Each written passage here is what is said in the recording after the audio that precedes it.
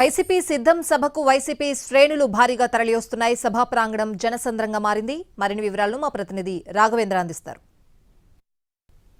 YSR Congress party సిద్ధం కాబోతుంది. YSR party శ్రేణులంతా కూడా ప్రకాశం జిల్లా అద్దంకి నియోజకవర్గం మేదరమెట్ల చేరుకుంటున్నారు.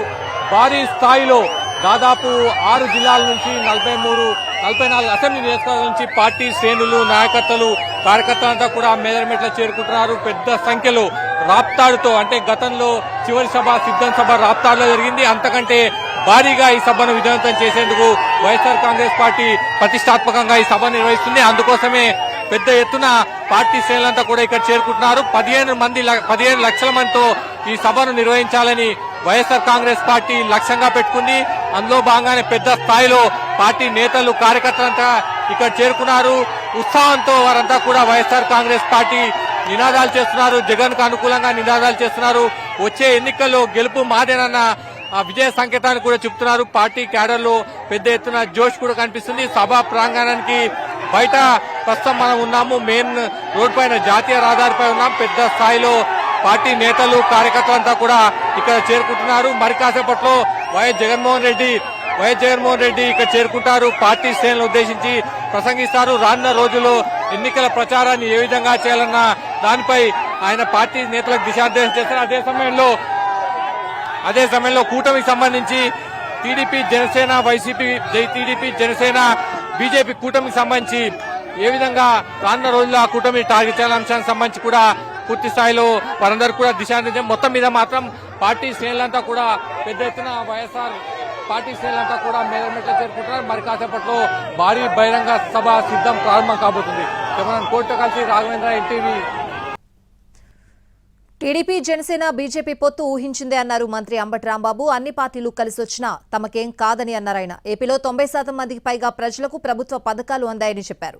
పవన్ కళ్యాణ్ సీఎం కావాలని కాపులందరూ ఎదురు చూశారని, ఆయన మాత్రం చంద్రబాబును సీఎం చేయాలని చూస్తున్నాడని విమర్శించారు. 50% పైగా ప్రజలు జగన్ వెంట ఉంటే ఎన్ని పార్టీలు పొత్తు పెట్టుకున్నా నష్టం లేదంటున్నారు అంబటి. సిద్ధం సభకు రావాలని నియోజకవర్గాల నుంచి ప్రజలు భావిస్తున్న తీరును చూస్తే ఈ ప్రాంగణం చాలదేమోననేటువంటి భావన కలుగుతూ ఉంది.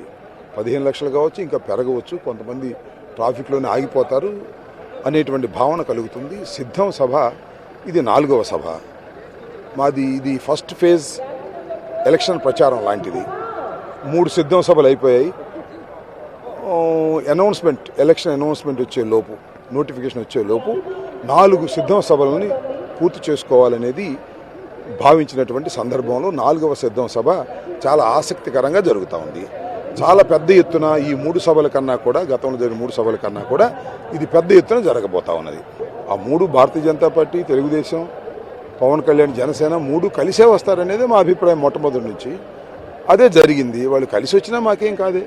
నేను అనేది ఏంటంటే, టోటల్గా ఈ రాష్ట్రంలో జగన్మోహన్ రెడ్డి గారి పరిపాలన చూసిన తర్వాత more than 50% of the voters Jaganmohan Reddy గారి పక్షాన ఉన్నారు. 87% of urban people, more than 90% of rural people సంక్షేమ కార్యక్రమాలు అందుకున్నారు.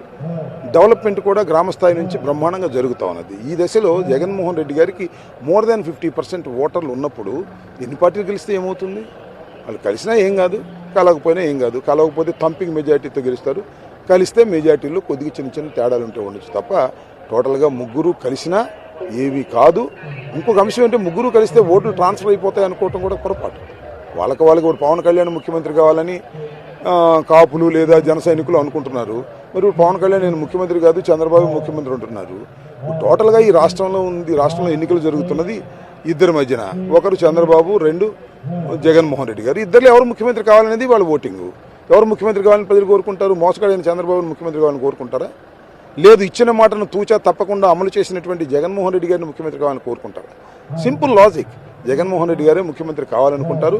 ఇచ్చిన హామీలను నెరవేర్చినటువంటి వ్యక్తి.